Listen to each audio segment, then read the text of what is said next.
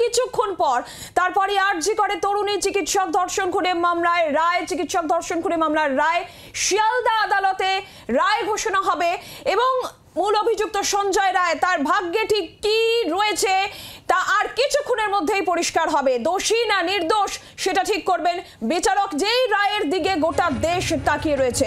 ইতিমধ্যেই নির্যাতিতার বাবা মা তারা আদালত চত্বরে পৌঁছে গিয়েছেন এবং প্রচুর মানুষ আমরা দেখতে পেয়েছি। তারা সকলেই বলছেন এখনো স্লোগান জাস্টিস ফর আরজি কর, এবং যদি দোষী প্রমাণিত হয় তাহলে তার ক্যাপিটাল পানিশমেন্ট, সর্বোচ্চ শাস্তির দাবি জানাচ্ছেন সাধারণ মানুষের প্রতিক্রিয়াও আমরা পেয়েছি। কথা বলবো এই মুহূর্তে ইনপুট হেড এই মুহূর্তে আমাদের সঙ্গে রয়েছেন সরাসরি নিউজ রুম থেকে সঞ্জয় ভদ্র আমাদের সঙ্গে। সঞ্জয়, একটা বিষয় জানার চেষ্টা করবো, গত 9 তারিখে 9 আগস্টের ঘটনা এবং তারপর 13 তারিখ সিবিআই এই তদন্তভার হাতে নেয় এবং দীর্ঘ তদন্ত প্রক্রিয়ার পর একাধিক এভিডেন্স, বায়োলজিক্যাল এভিডেন্স রয়েছে, ডিজিটাল এভিডেন্স রয়েছে, সমস্ত তথ্য প্রমাণ একত্রিত করার পর সঞ্জয়ের বিরুদ্ধে 3টি চার্জ ফ্রেম গঠন করা হয়। এই 3টি ক্ষেত্রেই যদি দোষী প্রমাণিত হয় সঞ্জয়, তাহলে কি আদালতের তরফ থেকে আজকে যে রায়টার জন্য মানুষ অপেক্ষা করছে সেই কাঙ্ক্ষিত রায় আজকে বাংলার মানুষ, গোটা দেশের মানুষ শুনতে পাবে? একেবারেই, কারণ আমরা জানি যে আজকে কিন্তু শিয়ালদা কোর্টে বিচারক যিনি রয়েছেন সেই বিচারক অনির্বাণ রায় আড়াইটের সময় তিনি এই মামলার রায়দান করবেন এবং এই রায়দান তিনি যখন করবেন আমরা জানি যে আজকে রায়দান পর্বে কিন্তু মূলত তিনি কি গিলটি অর নট গিলটি এটা কিন্তু তিনি সাবস্ট্যান্সিয়েট করবেন তার যে রায় রয়েছে।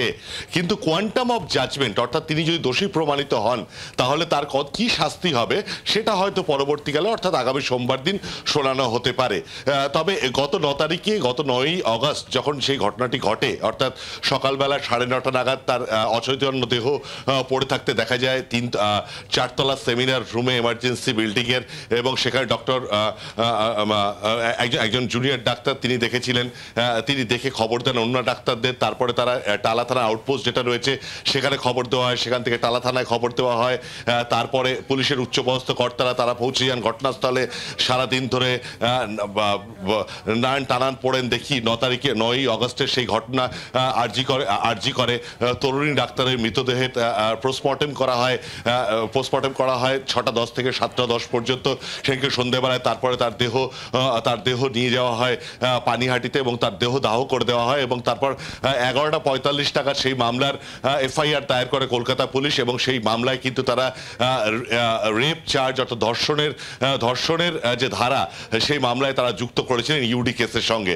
এবং তারপর থেকে প্রায় যে গত 162 দিন ধরে যে ঘটনাক্রম আমরা দেখলাম, রাজপথ উত্তাল হয়েছে, জুনিয়র ডাক্তার থেকে শুরু করে সাধারণ মানুষ তারা রাস্তায় নেমে এসছেন অভয়ের জাস্টিসের জন্য এবং তার পাশাপাশি অক্টোবর মাসে সিবিআই হাইকোর্টের নির্দেশে যে তদন্তভার পেয়েছিলেন, তারপরে অক্টোবর মাসে তারা চার্জশিট জমা দেন এবং 11ই নভেম্বর তার বিরুদ্ধে এই মূল যিনি অভিযুক্ত সঞ্জয় রায় তার বিরুদ্ধে চার্জ গঠন করা হয় এবং তার বিরুদ্ধে চার্জ গঠন করার পরে তার বিরুদ্ধে ট্রায়াল শুরু করা হয়। সেই ট্রায়াল শেষ হয়েছিল এই মাসের 9 তারিখে এবং তারপর বিচারক অনির্বাণ দাস তিনি জানিয়ে দিয়েছিলেন আজকে অর্থাৎ 18ই জানুয়ারি তিনি এই মামলার রায়দান করবেন। সেই রায়দানের জন্য আমরা এখন অপেক্ষা করছি, আর কিছুক্ষণের মধ্যেই রায়দান পর্ব শুরু হবে। বিচারক অনির্বাণ দাস তিনি 210 নম্বর যে ঘর রয়েছে এডিজে 1 210 নম্বর যে রুম রয়েছে শিয়ালদা কোর্টে, সেখানে তিনি তার বিচার শুরু করবেন। যেটা আমরা জানতে পেরেছি 211 নম্বর রুমে ইতিমধ্যেই যেটা কোর্ট লকআপ মতো করা আছে সেখানে সঞ্জয় রায়কে রাখা হয়েছে। সঞ্জয় রায়কে সেখান থেকে 210 নম্বর রুমে নিয়ে আসার জন্য আদালতের এডিজে 1-এর 210 নম্বর রুমের ভেতরে একটা প্যাসেজ করে দেওয়া হয়েছে। সে ক্লিয়ার প্যাসেজ করে রাখা হয়েছে যাতে তাকে ঢুকিয়ে তাকে কাঠগড়া পর্যন্ত নিয়ে আসতে পারে। তবে আমাদের দর্শকদের এক্ষেত্রে বলে দেবো সিবিআই ট্রায়াল পর্বে তারা মূলত দুটি বিষয়ের ওপর, একটা চেইন অফ সার্কামস্ট্যান্সিয়াল এভিডেন্সের ওপর তারা কিন্তু পুরো বিষয়টি তারা কিন্তু ট্রায়ালটা প্রসিকিউশন তারা কিন্তু আর্গিউ করেছেন। এবং এক্ষেত্রে বলে রাখা ভালো, এ মামলায় কোনো প্রত্যক্ষদর্শী কিন্তু পাওয়া যায়নি, অর্থাৎ প্লেস অফ অকারেন্সে ক্রাইম যখন ঘটছে সেখানকার কোনো প্রত্যক্ষদর্শী যেহেতু পাওয়া যায়নি, ফলে সম্পূর্ণভাবে চেইন অফ সার্কামস্ট্যান্সিয়াল এভিডেন্স দিয়ে তারা পুরো প্রসিকিউশন কিন্তু আদালতকে কনভিন্স করতে চেয়েছেন যে সঞ্জয় রায় এই মামলার মূল অভিযুক্ত এবং তিনি সঞ্জয়ের সঙ্গে থাকো। আমরা একবার শুনবো যে সিবিআই আইনজীবী কি বলেছেন।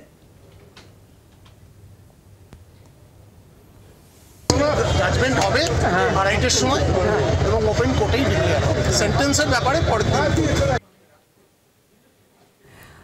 সঞ্জয়, আরো একটা বিষয় জানতে চাইবো যে সিবিআই উল্লেখ করেছে যে একমাত্র অভিযুক্ত এই সঞ্জয় রায়, কিন্তু আমরা বারবার দেখেছি এই দাবি সামনে এসেছে যে ঘটনার সঙ্গে সঞ্জয় নয় আরো কেউ জড়িত, নির্যাতিতার বাবা মার তরফ থেকেও এমনটা বলা হয়েছিল। সেই জায়গা থেকে দাঁড়িয়ে সঞ্জয় যে একমাত্র অভিযুক্ত সেই বিষয়টা সিবিআই নিশ্চিত হচ্ছে কি করে? এর এগেইনস্টে কি রয়েছে সিবিআই এর কাছে? দেখো, সিবিআই এখনো পর্যন্ত দুরকম, আমরা জানি যে শুধুমাত্র সঞ্জয় রায় নয়, কিন্তু এই মামলার সঙ্গে একটা আরো দুজন ব্যক্তি তাদেরও কিন্তু গ্রেপ্তার করা হয়েছিল, অর্থাৎ তৎকালীন টালা থানার ওসি অভিজিৎ মণ্ডল এবং ফরমার যিনি আরজিকারের সুপার ছিলেন সেই সন্দীপ ঘোষ, ডক্টর সন্দীপ ঘোষ, এই দুজনকেও গ্রেপ্তার করা হয়েছিল। কিন্তু তাদের কিন্তু ধর্ষণ এবং খুনের মামলায় তাদের গ্রেপ্তার করা হয়নি। ধর্ষণ এবং খুনের মামলার প্রমাণ লোপাটের অভিযোগে তাদের গ্রেপ্তার করা হয়েছিল এবং তাদের বিরুদ্ধে সুনির্দিষ্ট সময়কালের মধ্যে যেহেতু সিবিআই চার্জশিট জমা দিতে পারেনি, সেজন্য তাদের কিন্তু ইতিমধ্যে জামিনও হয়ে গিয়েছে, তারা জামিনের বাইরে রয়েছেন। সিবিআই সূত্রে আমাদের কাছে যে খবর রয়েছে, সঞ্জয় রায়ের বিরুদ্ধে এই যে রায়দান পর্ব রয়েছে, এই পুরো বিষয়টি মিটে গেলে আগামী এক সপ্তাহের মধ্যে হয়তোবা আমরা যেটুকু সিবিআই সূত্রে খবর পাচ্ছি যে অভিজিৎ মণ্ডল এবং সন্দীপ ঘোষের বিরুদ্ধেও তারা এই মামলার প্রমাণ লোপাটের অভিযোগে তাদের সঙ্গে থাকো, তোমার কাছ থেকে আমরা এই বিষয় নিয়ে অবশ্যই জানতে থাকবো। তবে তার আগে আপনাদেরকে জানিয়ে রাখি, শিয়ালদা কোর্ট চত্বরের ছবিটা আপনাদেরকে দেখাবো এবং সেই সঙ্গে আরজি কর হাসপাতালে এই মুহূর্তে ছবিটা ঠিক কি সেটাও জানাবো। আমাদের 4 জন প্রতিনিধি এই মুহূর্তে আমাদের সঙ্গে রয়েছেন সরাসরি। আমাদের সঙ্গে অর্ণবাংশু রয়েছেন, অয়ন রয়েছেন এবং নান্টু রয়েছেন একেবারে শিয়ালদা কোর্ট চত্বর থেকে। অন্যদিকে কমলাক্ষ ভট্টাচার্য আমাদের সঙ্গে রয়েছেন আরজি কর থেকে। আমরা কথা বলবো প্রথমে অর্ণবাংশুর কাছে যাব। অর্ণবাংশু, আজকে আর কিছুক্ষণের অপেক্ষা, 8 ঘন্টারও কম সময় রয়েছে, ঠিক কি হতে চলেছে আজকে আদালতে একটু প্রথমে এটাই জানার চেষ্টা করবো, কারণ আজকে রায় ঘোষণা, তারপর হবে সাজা ঘোষণা।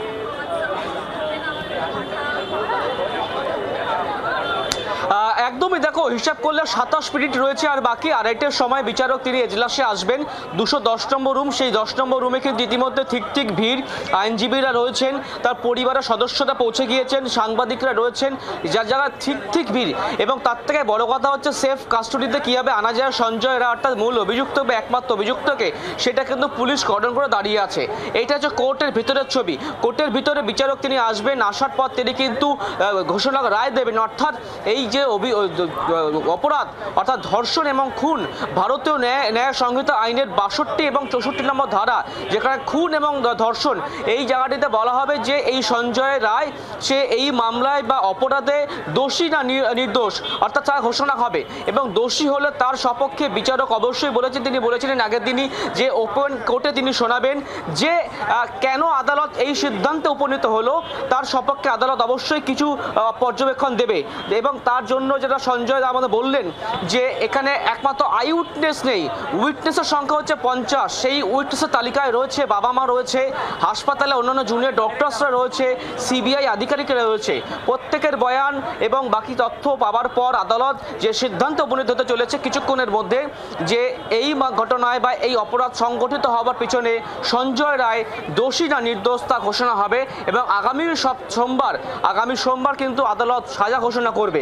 এবং এরপর একটা পার্ট থাকে, মেইন পার্ট, সেটা হচ্ছে যে অভিযুক্তকে যখন আদালত দোষী সাব্যস্ত করবে তখন তার কাছ থেকে শুনতে চাওয়া হয় তিনি এই দোষ মানছেন কিনা বা তার কি বক্তব্য, সেই প্রশ্নের উত্তর আদালত আবারও লিপিবদ্ধ করবে। তারপর ভিত্তি করে কিন্তু আগামী সোমবার সাজা ঘোষণা করবে। যেটা প্রশ্ন, যেটা আওয়াজ উঠছে কোর্টের বাইরে থেকে যে একদম সর্বোচ্চ সাজা চাই, ফাঁসি চাই, অর্থাৎ ফাঁসি হবে না যাবজ্জীবন, তা কিন্তু আগামী সোমবার ঘোষণা হবে। কিন্তু আজকে এই সে দোষী না নির্দোষ তা ঘোষণা করবে আদালত কিছুক্ষণের মধ্যেই 210 নম্বর কোর্টে। অর্ণবাংশু, তুমি আমাদের সঙ্গে থাকো। আর এই জায়গা থেকে কোর্টের বাইরে সেই ছবিও আপনারা দেখতে পাচ্ছেন, প্রচুর মানুষ জমা হয়েছেন, কারণ আজকে কি রায় বিচারক দেন সেদিকে তাকিয়ে রয়েছে রাজ্যবাসী, গোটা দেশ। অয়নের কাছে যাব। অয়ন শিয়ালদা আদালত চত্বর থেকেই রয়েছে। অয়ন, আমরা দেখতে পাচ্ছি প্রচুর মানুষ এই মুহূর্তে রয়েছেন, আর কিছুক্ষণের মধ্যেই রায় ঘোষণা হবে, সেই উৎসাহ কৌতূহল মানুষের মধ্যে রয়েছে যে কি রায় বিচারক দেন। একটু ছবিটা তোমার কাছ থেকে জানবো।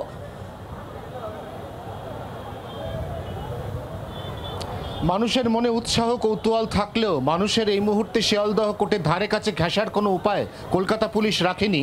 তার সব থেকে বড় কারণ যেখানে মানুষ রয়েছে অর্থাৎ শিয়ালদহ ব্যস্ত রেলওয়ে স্টেশন, সাধারণ নিত্যযাত্রীদের ভিড়, উৎসুক মানুষের ভিড়, তাদের প্রত্যেককে কিন্তু এই মুহূর্তে সম্পূর্ণ সেগ্রিগেট করে আলাদা করে রেখে দেওয়া হয়েছে। যে সারিবদ্ধভাবে দাঁড়িয়ে রয়েছে একাধিক পুলিশের বড় বড় ভ্যান, বাস, প্রেজেন্ট ভ্যান তার ওই প্রান্তে, অর্থাৎ কোর্ট চত্বরের যে গেট এই মুহূর্তে ক্যামেরাবন্ধু তরুণ তার ছবির মাধ্যমে দেখাচ্ছে, সেই গেটের বাইরে চারটি নিরাপত্তা বেষ্টনী বা ব্যারিকেডের বলয় তৈরি করার পরেও যাতে কোনোভাবে সংবাদ মাধ্যম সঞ্জয় রায়ের আদালতে ঢোকার ছবি না পায় তার জন্য ব্যবহার করা হয়েছে কলকাতা পুলিশের ঠিক সামনে রাখা কালো রঙের এই বড় বাস।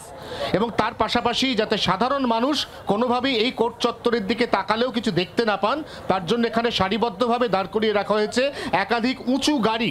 সব মিলিয়ে পুলিশের এই যে স্ট্র্যাটেজি, এই স্ট্র্যাটেজির অন্যতম বড় কারণ একাধিকবার আদালতে প্রবেশ বা প্রস্থানের সময় সঞ্জয় রায় মিডিয়ার সামনে মুখ খুলেছে, নিজেকে নির্দোষ বলে দাবি করেছে এবং এই ধরনের কোনো মন্তব্য যাতে আজকে কোনোভাবেই তার কাছ থেকে সংগ্রহ করার অবকাশটুকু পর্যন্ত না থাকে তার জন্য আগাগোড়াই পুলিশ সচেষ্ট ছিল।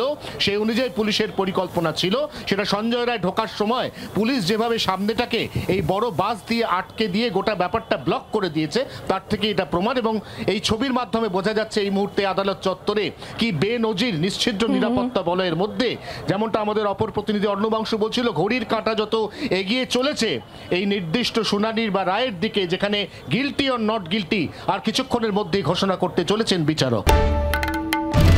বাংলার আওয়াজ, বাঙালির আবেগ, জি 24 ঘন্টা।